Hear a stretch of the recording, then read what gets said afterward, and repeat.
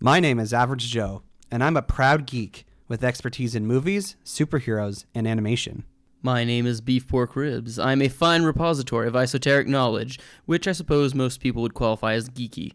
Though I dabble in many fandoms, my main areas of expertise are anime, movies, and Belgian comics, with a strong recent insurgency of D&D. Our mission is to bring nerd and geek culture to the masses by sticking it all under the microscope. Welcome to the Bat Jar Podcast. Movies, comics, graphic novels, TV, cartoons, animation, nerds are geeks, entertainment culture. Hear it on the Bat Jar, Nerdy Power. Nerds and geeks, come gather around the scene. Come and join us in the Bat Jar. Come and tune into Average Joe and his team. Lots of room here in the Bat Jar. When the newest nerdy news drops, these podcast pals put it under the scope. DC, Marvel, Disney, Star Wars, cinematic multiverses. Bat Jar, Nerdy Power. Hello there, and welcome to the Bat Jar Podcast, where we put nerd and geek culture under the microscope. And we compare them to one another, and we draw comparison from our many backgrounds. And all these backgrounds come together like a gem or a set of Dragon Balls to create something greater. So good news, Beef Pork Ribs. There are no doomsday delays this week. Hey, that's nice.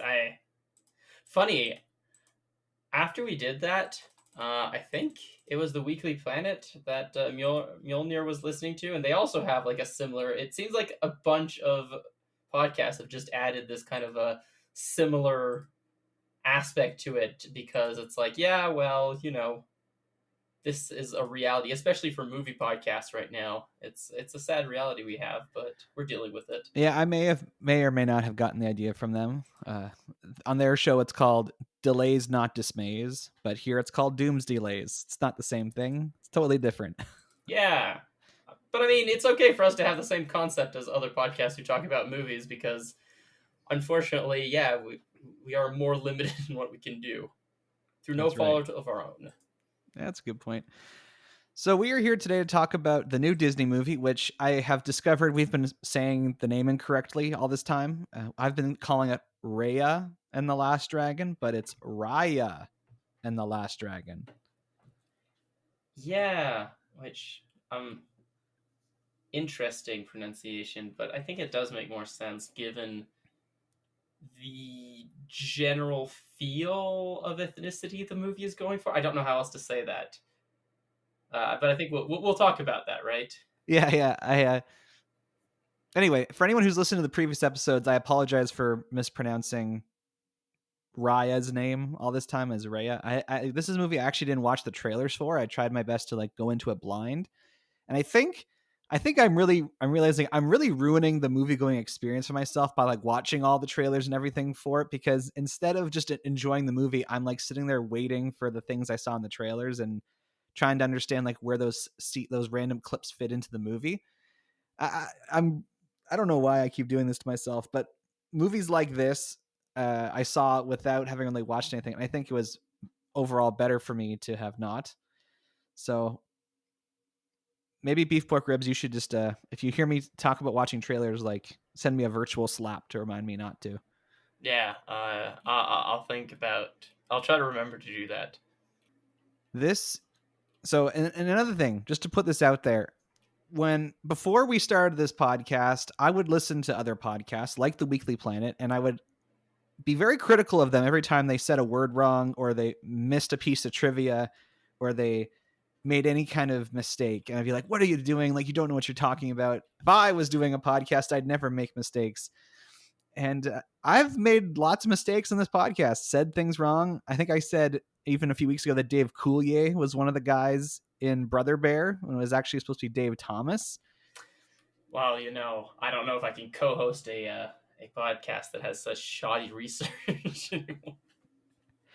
Needless to say, it's a lot easier when you're just listening, and I've learned that lesson. So to all those podcasters I was judgmental of years ago, I apologize. You're probably not listening to this, and to anyone who listens to this podcast and expects us to know everything perfectly, like we like to think we know lots of stuff, but we get it wrong sometimes, so please forgive us. We're kind of doing the best we can here. Our microscopes can come across a little dirty, and we don't quite see the picture perfectly at times. And let's be honest, to what extent can you really trust your senses, right? Oh boy. So yeah, let's talk about Raya and the Last Dragon, because this is the latest movie from Walt Disney Animation Studios, which has been on kind of an upswing in the years since Tangled came out in 2010. They've been generally doing a lot better than they were in the decade previously.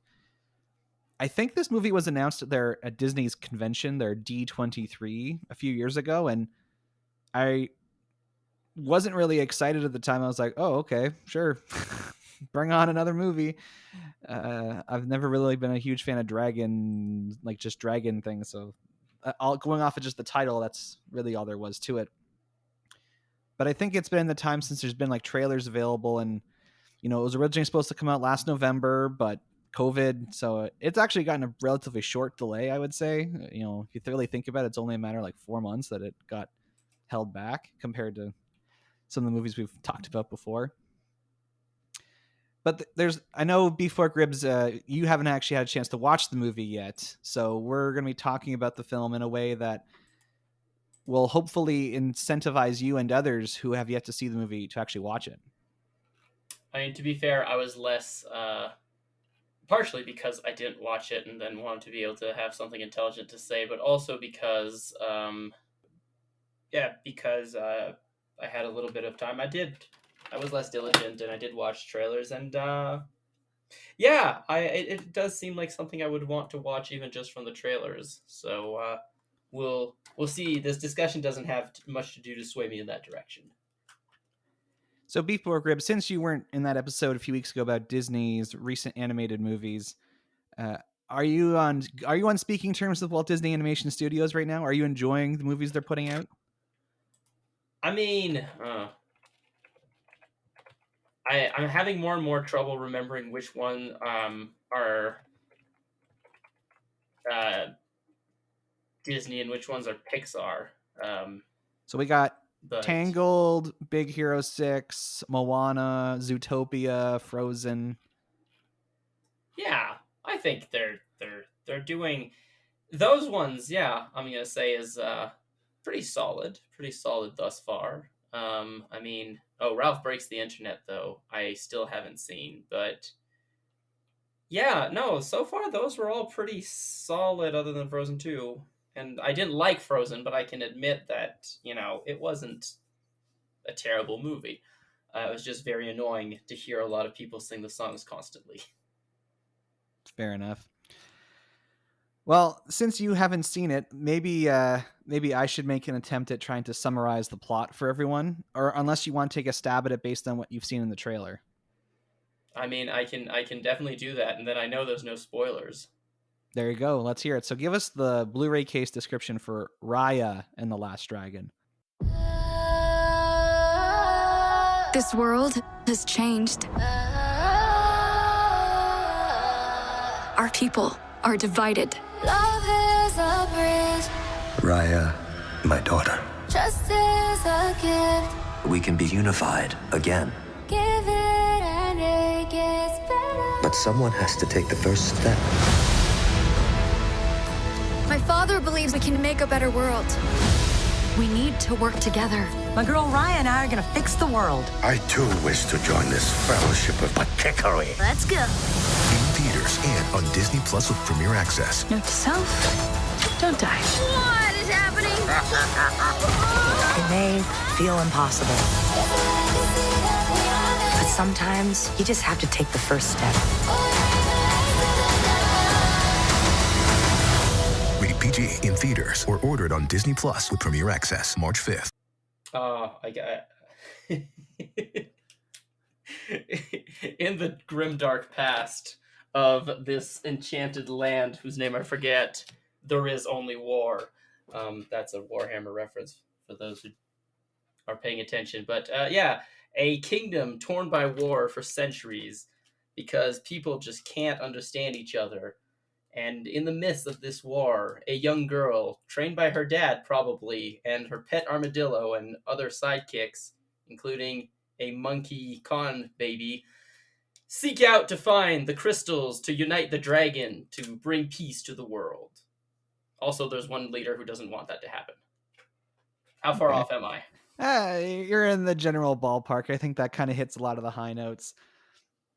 Let's talk about how the critics feel about this, because this is, one of the first movies to get a wide theatrical release. I say wide as it could be.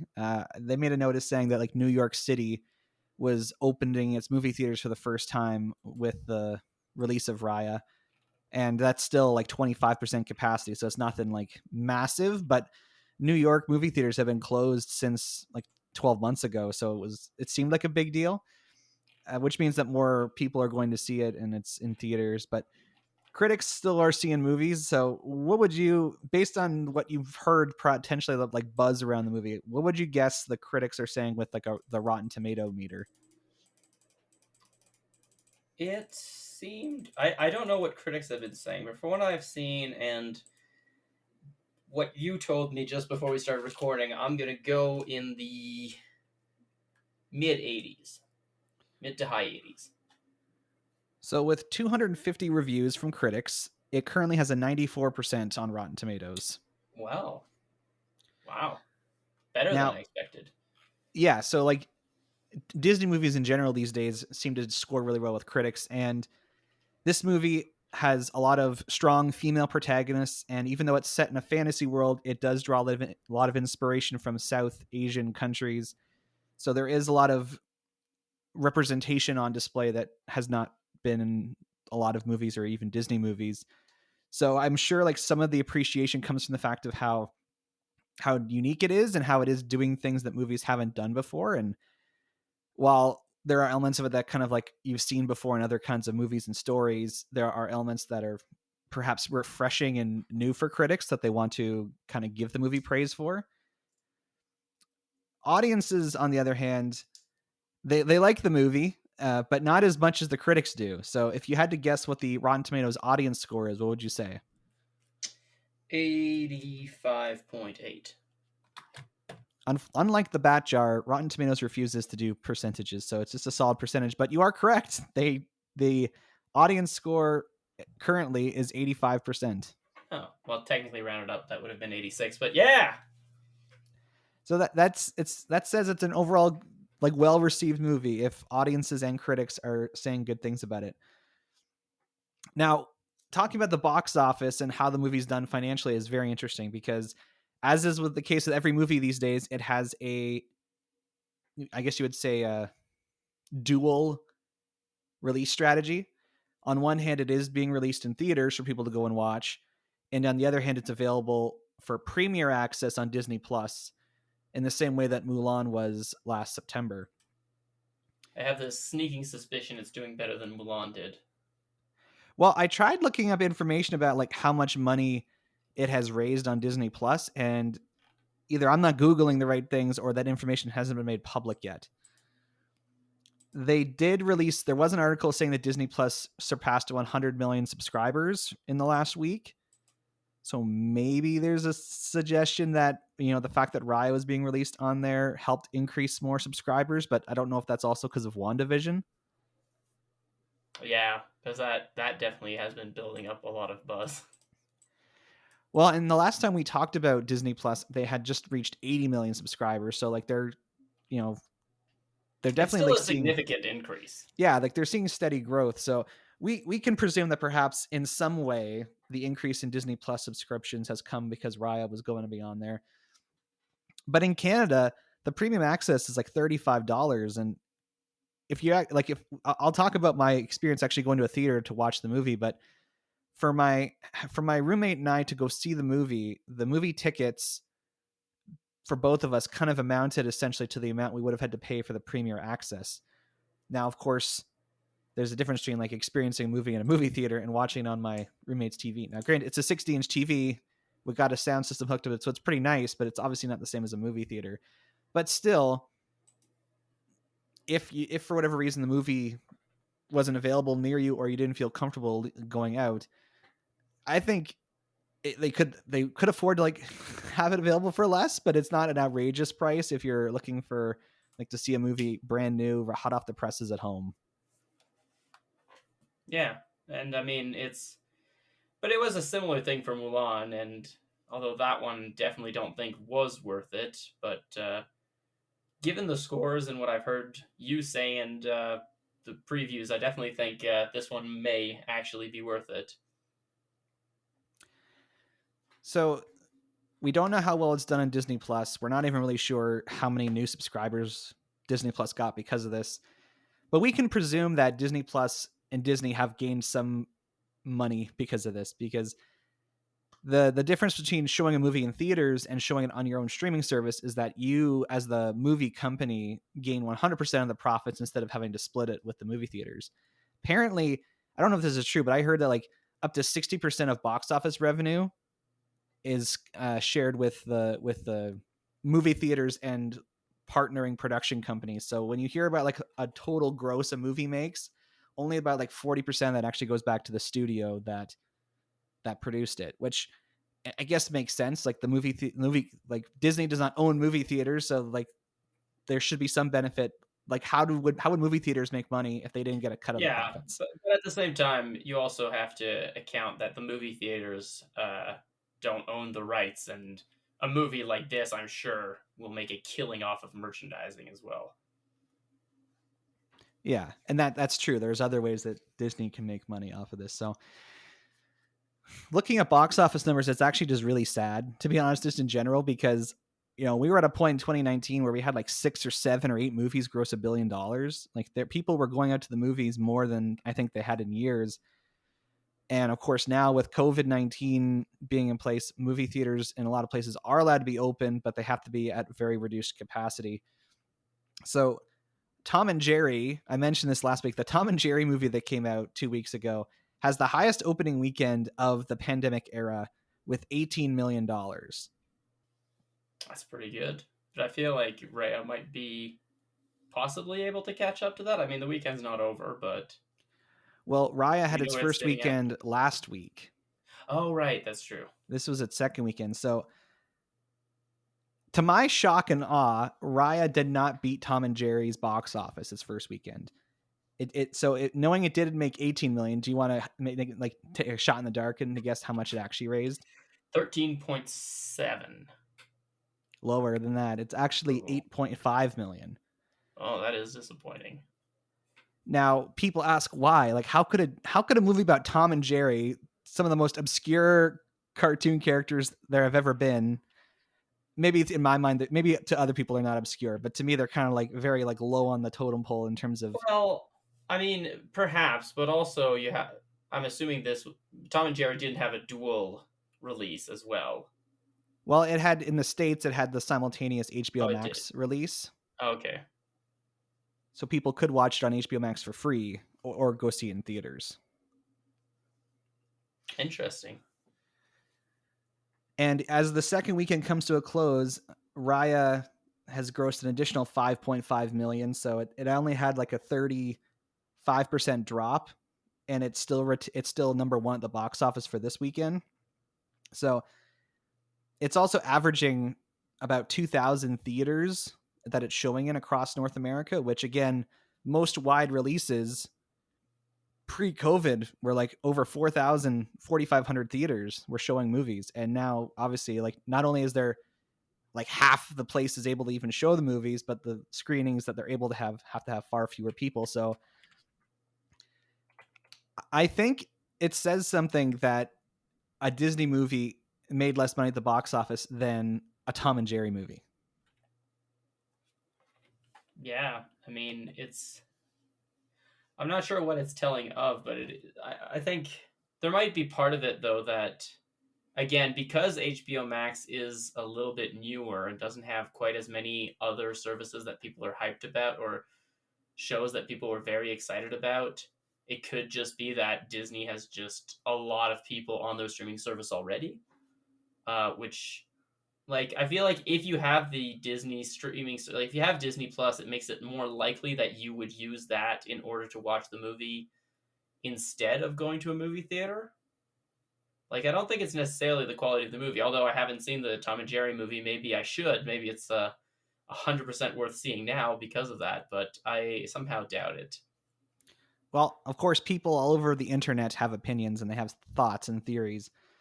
The first theory is that Raya suffered from being released on the same day as the WandaVision finale. Especially for Uh, people who have Disney Plus, when like this weekend, like the Friday, March 12th, there was no episode of WandaVision, and it's still a week before the next Marvel Disney Plus show. So they really could have shifted Raya's release, and it wouldn't have gotten kind of like hidden in with all the hype around WandaVision. yeah, that's true. I like that theory actually, especially because yeah, WandaVision did create so much hype around it, and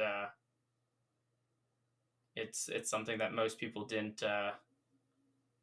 I think people expected it, but I don't know if people expected the level it got.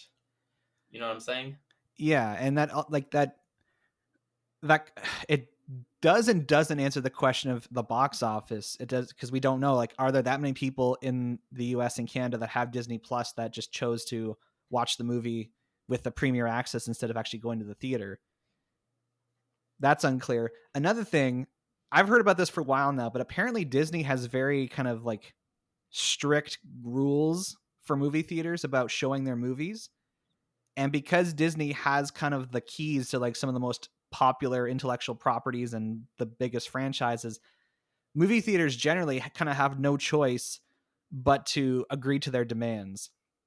And these demands are usually in the line of like how long they have to play the movie for, like how many days consecutively, or how many different screening rooms the movie has to be played in. Right. Basically confirming that Disney's movies will have more time to play, and they will be able to make more money, and so will the theater. But interestingly, for Raya and the Last Dragon, a couple major theater chains, including Cineplex, which is the largest theater chain in Canada, said no to Disney. They said, we're not gonna go along with what you're asking here, and we're not gonna show your movie. Well, I think I can understand that given the current situation. You know, they're just reopening, and if there's a specific studio that's putting further restrictions from the COVID restrictions on them, then I think it makes sense that they might try to curb that. However, it doesn't bode very well for the future, because if Disney does, like you said, Disney makes more profit off of playing premium access rather than having movies released in theater, and that might just be, it might backfire pretty heavily on those theaters after the pandemic. But for now, we'll have to keep an eye on it, I suppose. Well, I'd love to know what those actual demands are, because in my mind, it's like, you need everything you can get to actually get people to go to the theaters these days. Like, I understand there's restrictions on how many people you can have in the theaters because of COVID, but surely there's nothing that'll draw people more to the theaters than a Disney movie. Yeah, but once again, it's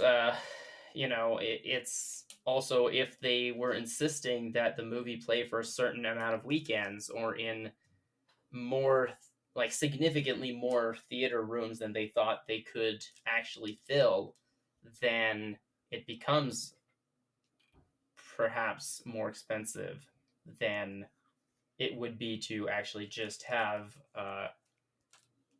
the movie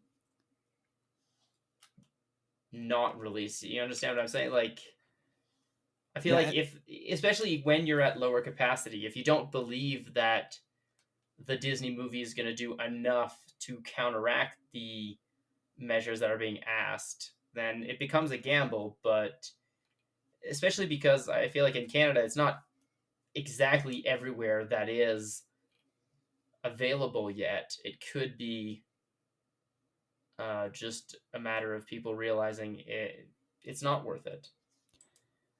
well, and Canada's kind of small potatoes compared to the American market, but Cineplex is by far the largest theater chain in Canada. So they really kind of like took out most of the Canadian market by choosing to not show the movie here. And that does worry me, honestly, for future releases, because in my case, there is one landmark cinemas theater in the city of Ottawa that was showing the movie. And per current COVID guidelines, every like movie theater, including all the different screening rooms, is only allowed to have 50 people in it at a time, including staff. So what that meant is, like, as I was looking at tickets and trying to like book tickets for my roommate and I to go, basically every screening room had only like 8 seats you could get. So I wanted to see the movie last weekend when it came out, but I couldn't find a screening that had 2 seats available. And the movie was being played several times, like at least 6 or 7 or 8 times over the weekend. But because of how limited the capacity was, I had to wait until this weekend to go and see it. Well, once again, that's a landmark which has significantly fewer, so it might have been different had you been able to go into a Cineplex. Yeah, and I think Disney, like, hopefully they'll realize that they're kind of, because there might be regions in the United States where Cinemark is like the only movie theater chain, and so by Cinemark saying we're not going to show this movie if you ask for these you ask for these demands, like it will probably hurt Disney's returns, because I think at this point they should be prioritizing like getting the movies out to as many people as possible. Maybe they're just relying on the Disney Plus stuff to kind of, maybe they're seeing that as the more important. To be fair, 100 million subscription is nothing to sneeze at. That's a good point. Anyway, so that's kind of, those are part of the reasons why people think Raya is not doing as well as the box office, because it's being played in fewer theaters just because of COVID, and there's even fewer theater chains playing it because of Disney's demands. And there was some thought that the movie was kind of, it didn't have a broad enough appeal, that it was too female centric and kind of skewed a little older than Disney movies generally are. I don't necessarily believe that myself after having seen it. I think it does have wide appeal, but I would say it probably isn't. It's probably a little too complex for like younger kids. Not that it's scary or anything. I mean, maybe there are parts that are scary for little kids, but it definitely felt like there were many times during the movie I'm like, I wonder what this would look like in live action, like as like a live action adventure movie. But I don't think that's necessarily a bad thing. I mean, and it is something that has become kind of come into the public consciousness a little bit more. It's still not quite there, but it's, things like Avatar: The Last Airbender, things that are a little bit more advanced, if I can say. Like, even though they might not do as well immediately, they definitely tend to have more sticking power, right? And that might just be what happens with Raya. Raya. I doubt people, in 5 years from now will still be talking about the Tom and Jerry movie. But it is entirely, like, I do believe, for many of the reasons that you did state, people might still be talking about Raya? Raya. Yeah, Raya. And be actually willing to look into a movie like that because it has a bit more complexity, which means it has more staying power. And a lot of Disney movies have that problem that they don't necessarily last as long because they don't hit things that are interesting. I mean, even if you think about the classic Disney movies, most of the ones that have stayed popular were ones that had slightly more to say. I mean, I think probably one of the most boring Disney movies is Sleeping Beauty. And when people talk about the classics, like, they pretty much only talk about Sleeping Beauty, which is a simple film, which is very, by the numbers fairy tale, in relation to Maleficent, which was a much more, not for kids, obviously, but something that actually talked about meaningful themes and that had a bit more staying power. So as I mentioned, I actually went to the movie theater for the first time since August 2020. So it was just really nice to go back to a movie theater after 6 months of not being able to go to them at all. And you know what? Like, I enjoyed myself. Like, the screening room we were in, we had to have a mask on unless we were eating or drinking our concessions. We were in our row by ourselves, and like the seating, the people in other seats were like spread out far away from us. Like, didn't really feel like they were there. we had to fill out like a questionnaire before we even entered the building. So we had to like scan a little barcode with our phones and fill out a question, like the typical kind of COVID screening questionnaire. And there was like a big, like a little video message from like the president of Landmark, basically like welcoming us back to the movies and saying movies are better experience together. And they kind of like reviewed all their cleaning protocols they're doing, and they're like cleaning spaces every like half hour. So like it seems like they're trying really hard to like help people feel safe in the theater. And I certainly like didn't feel like that I was at risk at any point while I was there. So if you're feeling up to it, I would certainly encourage you to I mean, if you're up to it and you're in a region where you're allowed to go to a movie theater, I would certainly encourage you to check it out, because it was just really nice to like be in the theater again and to have the big screen, big sound experience. And the line of like, oh, movies are better experience together, it felt kind of cheesy, but there's so much emphasis on community and connecting with other people in this pandemic time that I was like, yeah, you know what? Sure. Movies are better experience together. Why not? But I do feel like it is something that more and more we are starting to recognize that as, part of the pandemic is, it is true that people are realizing some of those things that we took for granted and were cliches, we now are starting to realize might actually be true.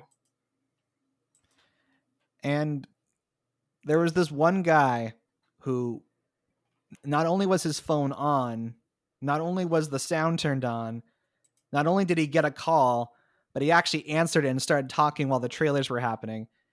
And my roommate and I looked at each other like, seriously? Like, is this? And so this dude was actually like talking on the phone in his seat for like 3 minutes. And I'm like, is this what's happened? Is it's been so long since we've been able to go to the movies that people have forgotten all the theater etiquette?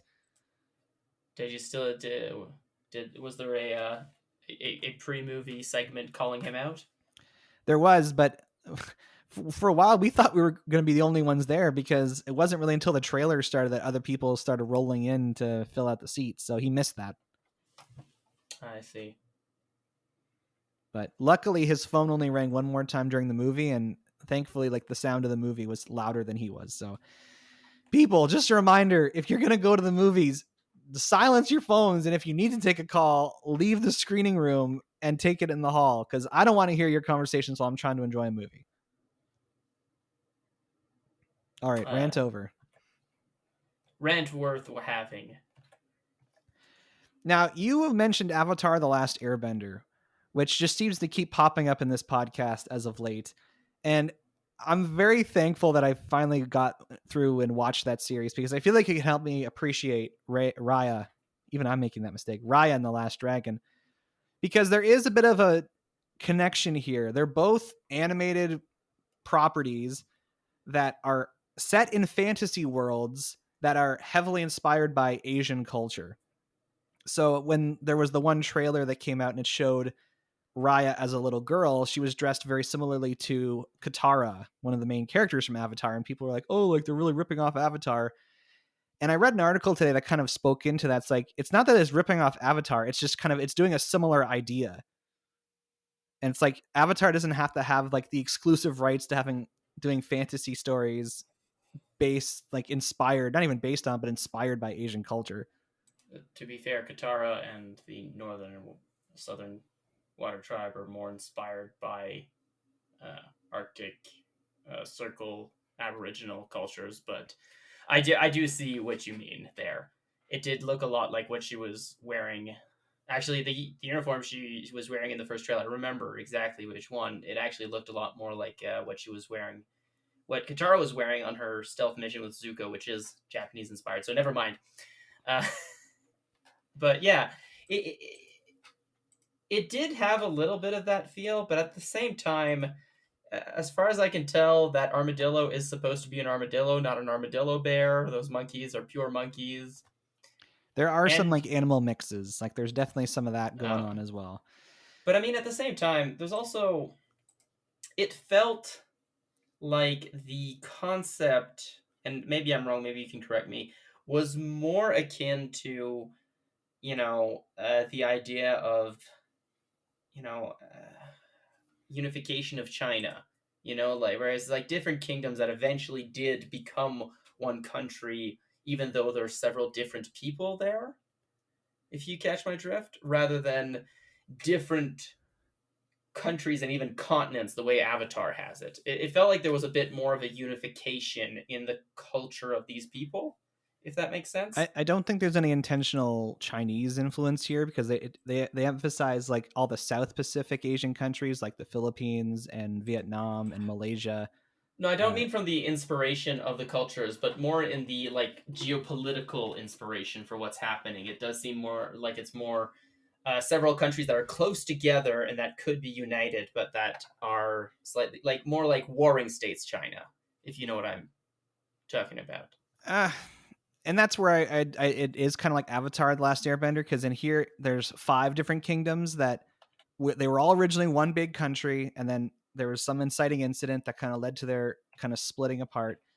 And they were all there's 5 tribes, and they're all named after different parts of a dragon's body. So like there's a claw tribe and a spine tribe and a heart tribe and a fang tribe. So you do get kind of like an Avatar, how there's all the different kingdoms based on the elements. Here it's kind of based on dragon stuff, and the different, it's when the movie starts, it's been 500 years since these different cultures have been established, so you get a sense that they're very, and there's only really like one person kind of calling for everyone to kind of be all together again. So maybe that was something they were hinting at, but I certainly wasn't thinking of it when I was watching it. I did hear one YouTuber kind of describe this movie as a mix of Avatar: The Last Airbender, Disney's Aladdin, and Kill Bill. Interesting. I see where the first two are coming from. Well, just when you hear that, those 3 movies put in a blender, does that sound like something you'd want to watch? I'm not sure. I don't know how well the Kill Bill fits into a kid's movie, but well, it does sound interesting at the very least. That I can the comparisons with the main character, because Raya is essentially on like a one-woman mission. She's got a very single-minded focus. It's almost like a revenge story. It's not exactly the same as the bride in Kill Bill, but there's a lot of similarities there. She's very much a loner and doesn't trust anybody, and is like very like set on accomplishing her goal, and is kind of willing to do whatever it takes to get that done. And that's, in that case, yeah, it's definitely sounds like something I'd enjoy.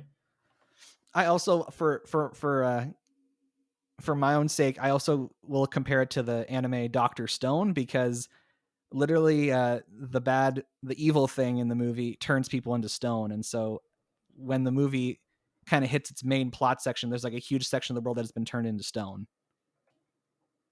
I see. If that's the extent of its comparison, then I'm okay with it. The plot of this movie essentially involves Raya trying to find 5 pieces of this dragon gem, because, as the title suggests, there's the last dragon. All the dragons were turned into stone except for one, and that one dragon who was left channeled her energy into a gem that stopped the bad thing from happening. And due to a fight between the different nations, the gem was broken into 5 parts, and each tribe stole a part and kept it for themselves. And now the bad thing is out there turning people into stone again. So Raya, as the main character, is kind of on a mission to try and steal all the parts of the gem so that she can bring her family back. But because none of the different kingdoms trust each other, they don't want to share. Everyone wants to keep their piece for themselves. It does sound a little bit like Dragon Ball. But and that's if more people were aware of what the Dragon Balls could do. Yeah. So the movie moves at a pretty fast pace. Like a lot of Disney movies, it's about an hour and a half long. And to me, I think it's because I've been so conditioned by watching adventure anime shows or things like Avatar. The movie goes through a lot of plot really fast. And I'm like, this could easily be like a 26 episode series.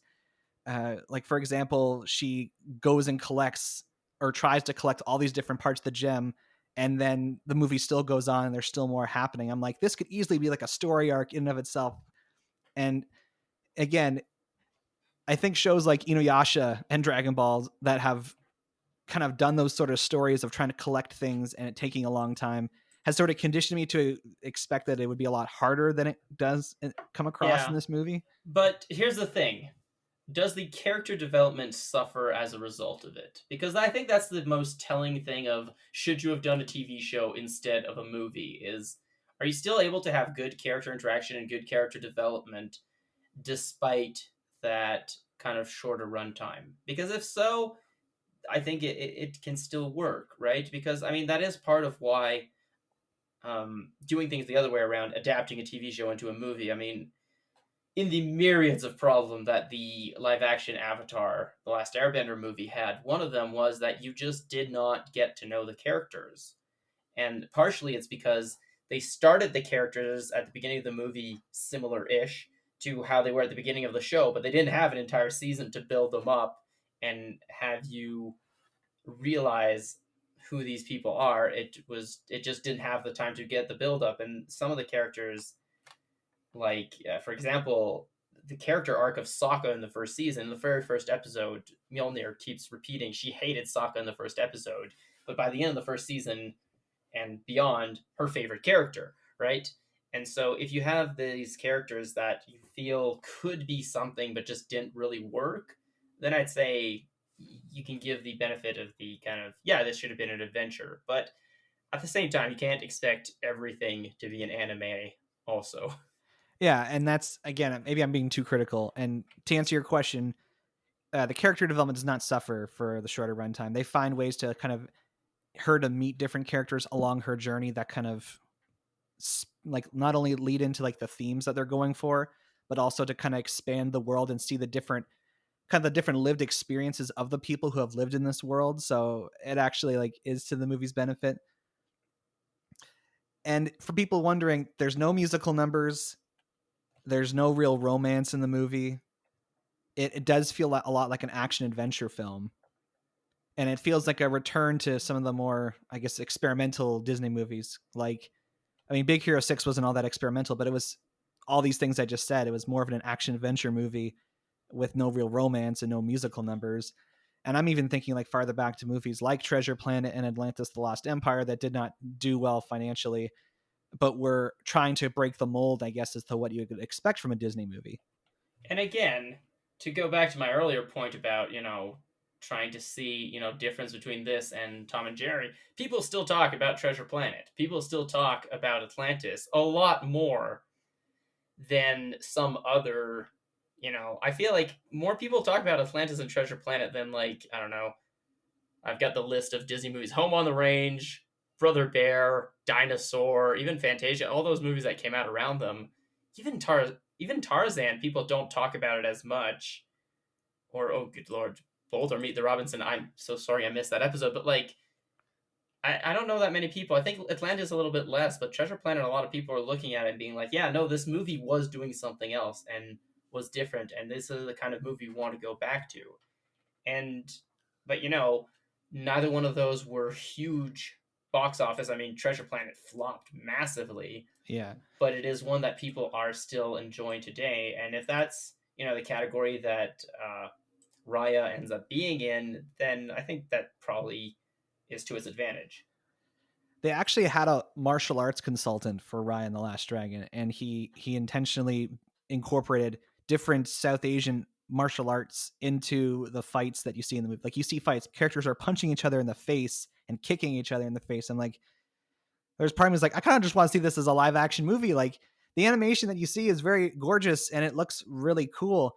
But I'm like, I'd rather almost see them spend a lot of money on making this as a live action movie because, well, not to beat the dead horse, but it was something that, Avatar at the time was also acclaimed for, is that, I mean, I think it was all technically inspired by Tai Chi, but they were different styles.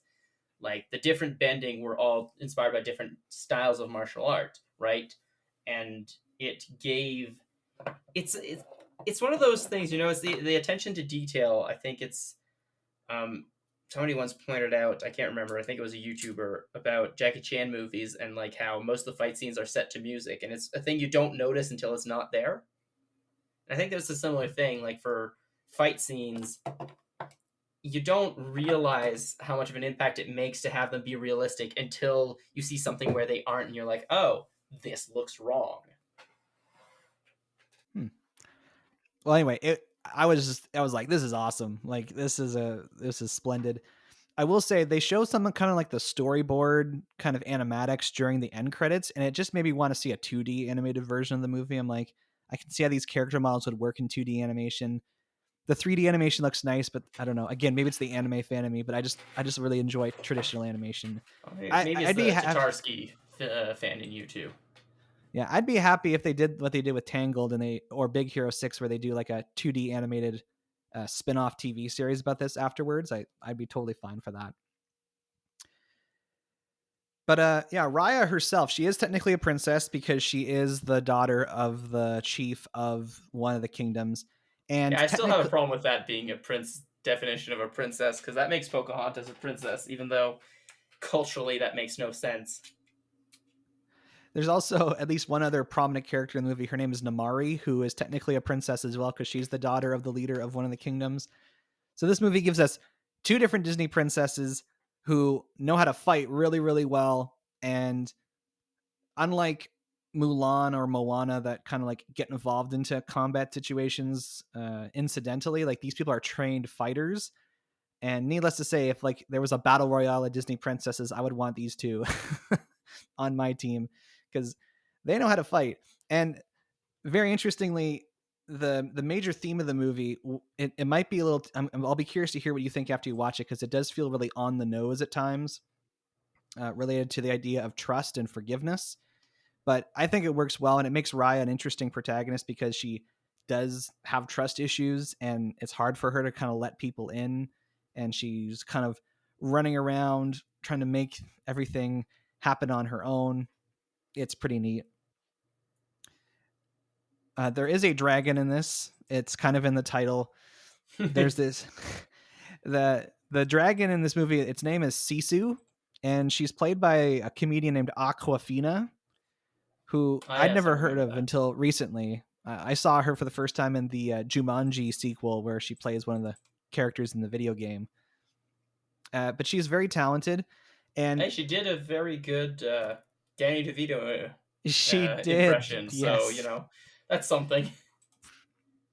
So I saw an article last week comparing Sisu the dragon and Aquafina's performance to Robin Williams as the genie, and I thought, wow, that is quite the comparison to make, considering, to this day, the genie as portrayed by Robin Williams is one of the most beloved Disney characters ever. And people are saying that she was on the same level as him in terms of charisma and charm and heart. So, of course, that kind of informed my perspective when watching the movie. I'm like, okay, does she live up to this so-called hype? And I got to say, maybe it's because she was blue, but she made me laugh. And you really felt for her when she was getting emotional. And she did come across as very charming. Like, if they were to do another genie movie, I would totally cast her as a genie. And while she doesn't have magic powers in the same way the genie does, and she doesn't make pop culture references like the genie does, she definitely has that same kind of spirit. I don't know how else to say it. Again, maybe it's just the blue thing that kind of like really took me for a loop. But she was probably, yeah, she was probably my favorite character in the movie, now that I think about it.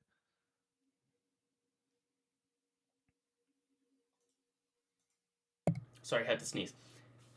I mean, that's high praise. I don't think, but I think also, in the same vein as like remakes and trying to redo things, it can be detrimental.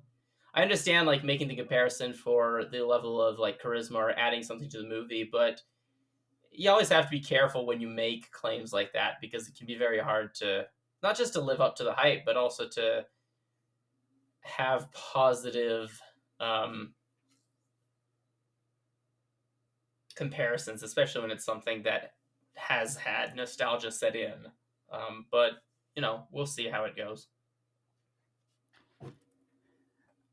I'm just sort of realizing beef pork ribs. I think this episode can be fine with us talking about spoilers, so we can save your experience of watching the movie. There is kind of one of the like non-spoilery thing I want to talk about, and that's the character of Namari. As I kind of mentioned already, she is a Disney princess as well, because she's also the daughter of a leader of one of the groups in the movie. And I don't know if we've necessarily had a character like her in a Disney movie, because she comes across at times as a villain, but then she's also sympathetic, and yeah, she's kind of a villain, but not really. She's kind of like, again, I keep making anime comparisons, but she's a lot like a Vegeta type character. Starts off as the villain, but becomes sympathetic by the end. But she's not. It's hard. Yeah, she's a very compelling character. Let me put it that way. Like, there's layers to her, and Well written character. yes, let's go with that. And it was just neat to have. Arguably, you could say that Raya herself and Sisu the dragon are the leads of the movie, but I feel like there's a case to be made that Namari is probably like the third lead, or is kind of co-leading with Raya, because they represent different perspectives on the culture, and they both see the world in different ways, and it's just like I know I just said Sisu is my favorite character, but I might have to take that back. Well, you can say one is your favorite character, and the other one is the one you find to be the most compelling character. You know? Okay. Because there's a difference between. I think objectively, there's more to this character than to the dragon, but I enjoyed the dragon more. Right? That's true. Yes. Let's We are critics. We can do these things. Let's say it like that. And yeah, since we're not going to dive into the spoiler verse today, I will say that there is this theme of trust and forgiveness. And I think it's one of these things where it's not just one character has to learn a lesson. It's actually like a lot of people have to learn a lesson, and they all kind of learn it in different ways. And it wasn't entirely predictable. Like the way things kind of work out in the end, I was like, oh, like they've clearly foreshadowed this, and I didn't see it coming, which, again, the movie snob that I am, sometimes I can see where a movie's going before it gets to that ending. And in this case, I was like, oh yeah, that makes sense. I should have seen it. And I'm sure perhaps you, Beef Pork Ribs, being a more intelligent person than myself, will perhaps see the foreshadowing come before. But I thought it was clever the way they did it. Yeah, we'll see. I don't know how intelligent I am sometimes when looking at things, but we'll see. So having said that, if I were to give this movie a back cookie rating, I was telling Beef Pork Ribs this before we started, but this was the first time I've been to the movies in a while where I was actually very pleased with the experience. And I had nitpicks with the movie, but I think they were just nitpicks really like from my perspective as an anime fan, and not necessarily like actual problems with the movie. And I'll be curious to hear what Beeper has to say after he's watched it. So on the whole, it's a really great movie. I recommend seeing it. If you can go to a movie theater and you feel comfortable doing so, go support those theaters. And if you have Disney Plus, it's going to be available for free on Disney Plus on June 4th. So if you could wait a couple months, but honestly, I'd say it's worth the $35 in Canada, $30 US to watch it, because it's something worth seeing. And Beef Pork Ribs is right. It will be a movie that people talk about for years to come. Whether it will actually get sequels or not, I'm not sure if I would want to see sequels to this movie, and we'll talk about that some other time. But for now, I want to give it at least 3.4 out of 4 back cookies. That's a solid rating. You've entirely convinced me to go watch it later today.